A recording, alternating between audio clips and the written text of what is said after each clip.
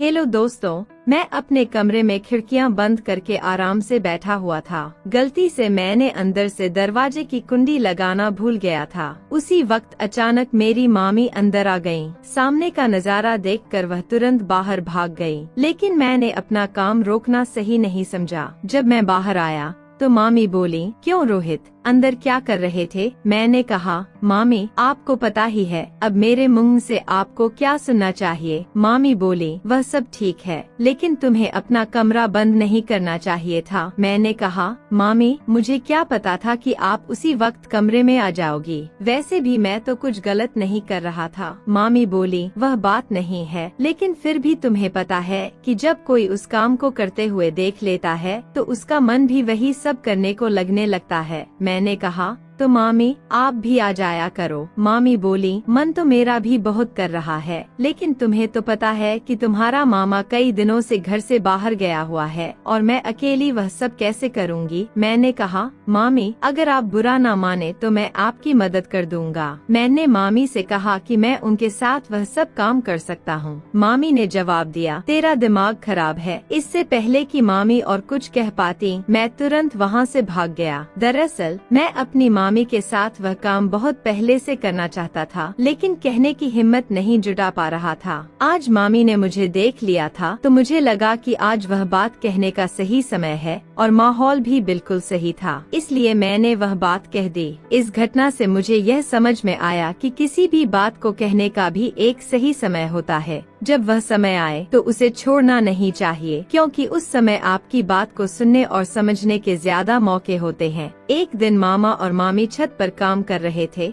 और मैं उन्हें दूर से देख रहा था। कुछ देर तक मैं खड़ा होकर उनकी गतिविधियों को देखता रहा। मुझे ऐसा लगा जैसे मेरे सामने एक फिल्म चल रही हो। मामा पूरी मेहनत से काम में लगा हुआ था और मामी भी बड़ी खूबसूरती से काम कर रही थी। उस समय मेरी शादी नहीं हुई थी और मैं 24 साल का था और मेरी मामी बहुत खूबसूरत थी। वह हमेशा मेरे साथ मजाक करती रहती थी और मेरी मामी और मेरे बीच बहुत अच्छी दोस्ती थी। जब मामी हमारे घर में नई आई थी तो उनमें बहुत घमंड था और उस घमंड का कारण भी था क्योंकि वह किसी से कम नहीं थी। मामी की लंबाई और ऊंचाई बहुत ज्यादा थी और उनकी आंखें गोल और भरी भरी थीं। जब वह एक साथ मेरी तरफ देखती तो मेरा सीना चीर कर रख देती थी। जब मैं कुछ बात करता तो वह मुंह टेढ़ा कर लेती थीं। तब मुझे समझ में आ गया था कि मामी में खूबसूरती का घमंड है। मामा एक प्राइवेट कंपनी में काम करते थे और जहां वह काम करते थे वह हमारे घर से 40 से 45 किलोमीटर दूर था। उन्हें घर लौटते लौटते आधी रात हो जाती थी और कभी कभी तो वह घर वापस नहीं आते और वहीं रुक जाते थे। वे अब वहीं रहने का इंतजाम कर रहे थे क्योंकि रोजाना घर आना जाना बहुत थका देने वाला था। जब मामा जी वापस नहीं आते थे तो मामी अपने कमरे में अकेली रहती थीं। मैंने कई बार मामी को अकेले देखा और यह महसूस किया कि मेरे मामा आधी रात को घर आते थे। कभी कभी काम होते हैं और कभी नहीं, लेकिन जितना प्यार मामी को चाहिए था मामा उतना प्यार उन्हें नहीं दे पा रहे थे। यह बात मुझे पूरी तरह से समझ आ गई थी।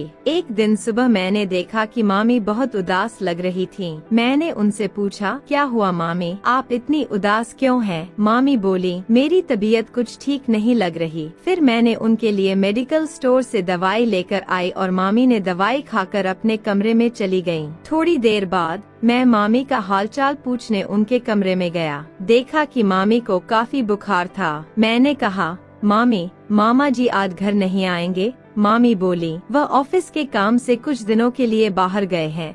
मैंने फिर पूछा, अब क्या करूं? मामी की तबीयत तो और बिगड़ती जा रही है। तभी मुझे ध्यान आया कि मेरा एक दोस्त था अभिषेक, जिसके पापा डॉक्टर थे। मैंने तुरंत अभिषेक को फोन किया और कहा, अभिषेक तुम्हें एक काम करना है। वह बोला, हाँ बताओ क्या काम है? मैंने कहा, तू जल्दी से अपने पापा को मेरे घर भेज दे, मेरी मामी की तबीयत बहुत खराब है। उसने कहा, ठीक है यार, मैं अभी भेज देता हूँ। थोड़ी देर बाद अभिषेक के पापा आ गए। उन्होंने मामी को एक इंजेक्शन लगा दिया और कुछ दवाइयाँ लिख दी। करीब 1 घंटे बाद मामी की तबीयत में सुधार हो गया। फिर सुबह जब मैं बाथरूम जा रहा था तो मामी बोली, रोहित 1 मिनट आओ मेरे पास। मैं उनके पास गया। मामी बोली, मुझे माफ कर दो। मैंने पूछा, किसके लिए? तो मामी बोली, जब से मैं इस घर में आई हूँ एक बार भी तुझसे सीधे मुंह बात नहीं की और तू मेरा कितना ख्याल रखता है। यह कल मुझे तब महसूस हुआ जब मेरी तबीयत खराब थी। मैंने कहा, मामी कोई बात नहीं, मैं तो तुम्हें अपनी ही मानता हूँ।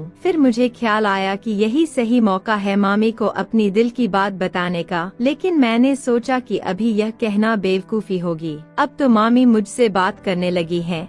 अगर मैं अभी बता दूंगा तो बहुत जल्दी हो जाएगा और मामी भी संभाल नहीं पाएंगी। इसलिए मैंने सोचा पहले मामी के साथ और ज्यादा प्यार पाना पड़ेगा। इसके बाद मामी और मेरी बीच एक गहरी दोस्ती हो गई। मैं मामी की हर बात मानता और जो भी काम वह कहती मैं खुशी खुशी दौड़ते हुए कर देता। मामी अब मेरे प्रति थोड़ी अधिक आकर्षित होने लगी थीं। एक दिन मामी ने मुझसे कहा, रोहित तुम्हारा मामा तो कभी कभी ही घर आता है, तुम रात को मेरे कमरे में आ जाया करो, हम दोनों बातें कर लेंगे या फिर एक साथ बैठकर फिल्म देख लेंगे। अकेले में मुझे कमरे में अच्छा नहीं लगता है। तो मैंने मन ही मन सोचा कि मामी मुझे इशारा दे रही हैं। अब मुझे अपनी बात कहने में कोई परेशानी नहीं होगी। मैं मामी के कमरे में गया तो देखा कि वह अभी भी घर के काम कर रही थी। मामी को देखकर मेरा मन खुश हो गया और मैंने मोबाइल में मूवी देखनी शुरू कर दी। वीडियो की आवाज बहुत तेज थी और पूरे कमरे में सुनाई दे रही थी। मामी के पीछे का मुंह कमरे के गेट की ओर नहीं था बल्कि टेढ़ा था, जिससे बाहर से कोई आ रहा है इसका पता नहीं चल सकता था। मैं अपनी मस्ती में फिल्म देख रहा था और आवाज का आनंद ले रहा था। मुझे ये भी नहीं पता चला कि कब मामी कमरे में आ गई। मामी भी चुपके से आकर वह फिल्म देख रही थी, लेकिन मुझे इसका ध्यान नहीं था।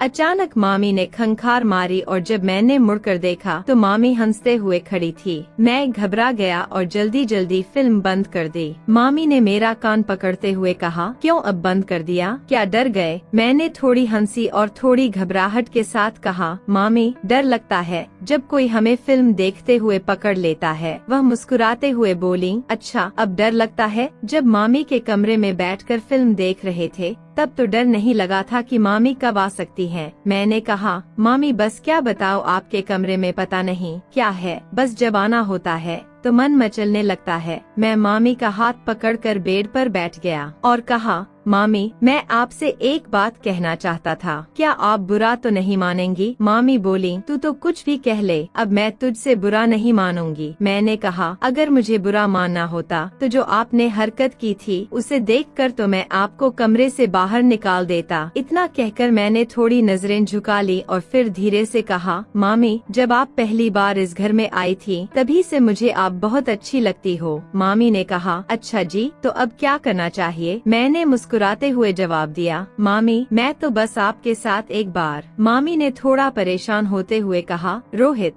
यह कैसे मुमकिन है? अगर तुम्हारे मामा को इस बारे में पता चल गया तो वह मुझे बिल्कुल नहीं छोड़ेंगे। मैंने समझाते हुए कहा, मामी आप चिंता न करें, हम यह सब घर वालों की नजरों से छुप कर करेंगे, किसी को कुछ भी पता नहीं चलेगा। मामी बोली, नहीं मैं तुम्हारे साथ वह सब नहीं करूँगी। मैंने मामी से कहा, मामी मैं आपसे वादा करता हूँ कि हमारी यह बात घर के किसी तीसरे व्यक्ति को पता नहीं चलेगी। मामी ने जवाब दिया, पर रोहित मैं तो तुम्हारी मामी हूँ। मैंने कहा, तो क्या हुआ, हम कुछ गलत तो नहीं कर रहे हैं? मामी ने मेरी तरफ देखा और कहा, तू तो देख ही रहा है, तुम्हारे मामा तो आधी रात को घर आते हैं थके हुए, कभी कभी तो वो मुझे खुश करते हैं और कभी नहीं। मैंने मामी से कहा, मुझे मामा जी के बारे में सब पता है, आप बस खुश रहने का दिखावा करती हो। यह सुनकर मामी का चेहरा उतर गया, उनकी आंखों में एक दर्द झलकने लगा। उन्होंने कहा, हाँ रोहित तुम सही कह रहे हो, बस समय बीत रहा है, मैं तुम्हारे मामा के साथ खुश नहीं हूँ। तुम्हारा मामा हर दिन बस यही बहाना बनाकर जल्दी सो जाते हैं कि दूर से चलकर आया हूँ, थक गया हूँ, मुझे नींद आ रही है। रोज रोज मैं उन्हें खुश करने के लिए फोर्स नहीं कर सकती। उन्हें खुद ही सोचना चाहिए कि मेरा भी ख्याल रखें। लेकिन वो तो बस तभी प्यार करते हैं जब उनका मूड होता है। उन्हें मेरी बिल्कुल भी फिक्र नहीं होती कि मेरा मन कैसा है, बस वो अपनी ही देखते हैं।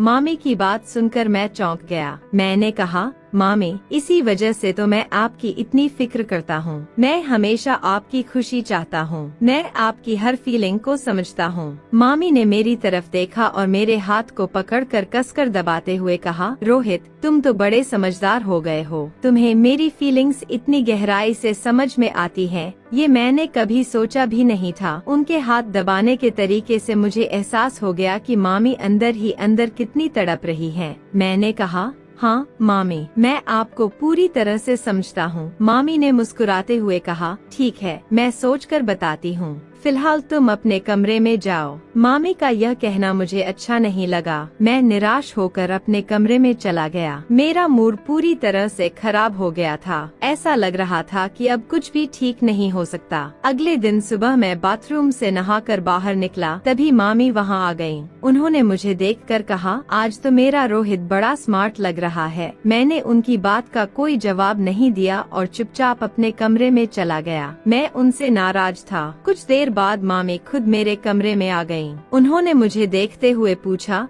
क्या हुआ रोहित, तुम मुझसे नाराज हो गए हो क्या? मैंने कहा, आप मेरे पास जाएं और अपना काम करें। मैं आपके साथ कोई बात नहीं करना चाहता। फिर मैं अपने काम से बाहर चला गया। जब शाम को घर वापस आया तो देखा कि मामा जी भी घर आ चुके थे। यह देखकर मेरा मूड और भी खराब हो गया, क्योंकि अब मेरा सपना सिर्फ सपना ही रह जाएगा। मामा जी ने मुझे देखकर कहा, रोहित, कैसे हो? मैंने जवाब दिया, ठीक हूँ मामा जी। फिर मैं अपने कमरे में चला गया। थोड़ी देर बाद मामा जी ने मुझे बुलाया और कहा, आजा रोहित, खाना खा ले।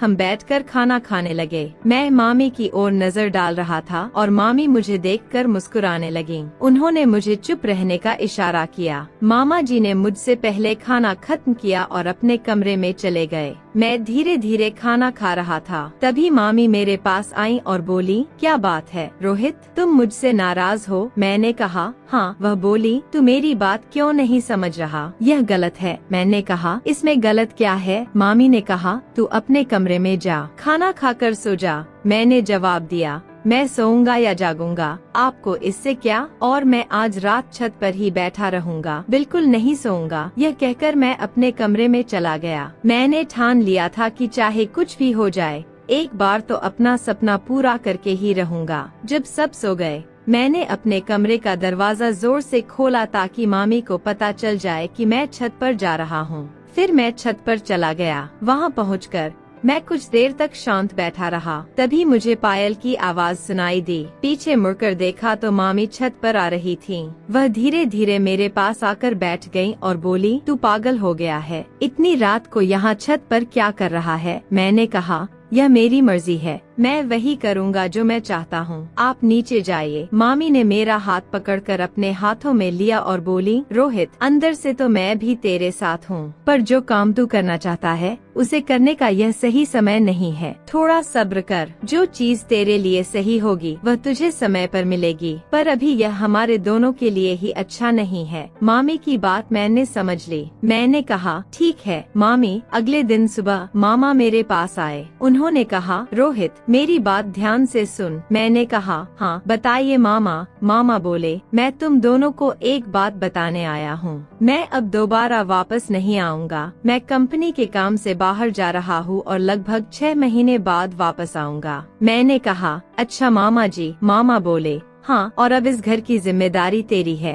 तू अपनी मामी का भी अच्छे से ख्याल रखना। मैंने कहा, मामा जी आप बेफिक्र रहिए, मैं इस घर की जिम्मेदारी संभाल लूंगा और सब कुछ खुद ही संभालूंगा और मामी का मैं बहुत ख्याल रखूंगा, आप चिंता मत करें। मामा ने कहा, अब से 1 घंटे बाद मेरी ट्रेन है। फिर मैंने मामा को स्टेशन पर छोड़ने चला गया। जब मैं घर वापस आया तो मामी का मूड बिगड़ा हुआ था। मामी रो रही थी। मैंने पूछा, मामी क्या हुआ, आप क्यों रो रही हैं? तो मामी बोली, रो क्यों नहीं और क्या करूं? तेरा मामा पहले भी कई दिनों बाद आता था और अब तो सीधा 6 महीने के लिए चला गया। यह कहकर वह और भी रोने लगी। मैं मामी को बिस्तर पर बिठाकर कहा, मामी कोई बात नहीं, मामा ने अपने काम के लिए जाना ही था और मैं तो हूँ आपके साथ आपका ख्याल रखने के लिए। यह कहते हुए मामी ने मुझे गले से लगा लिया। इसके बाद बिना कुछ कहे मामी ने मेरे साथ शुरुआत कर दी। इससे आगे की बात तो बढ़ती गई, क्योंकि मामी अब बहुत दुखी थी और पूरी तरह तैयार हो गई थी। उन्होंने बिना कुछ देखे सुने सारा प्यार मुझे दे दिया। फिर मैंने भी पीछे नहीं रहे।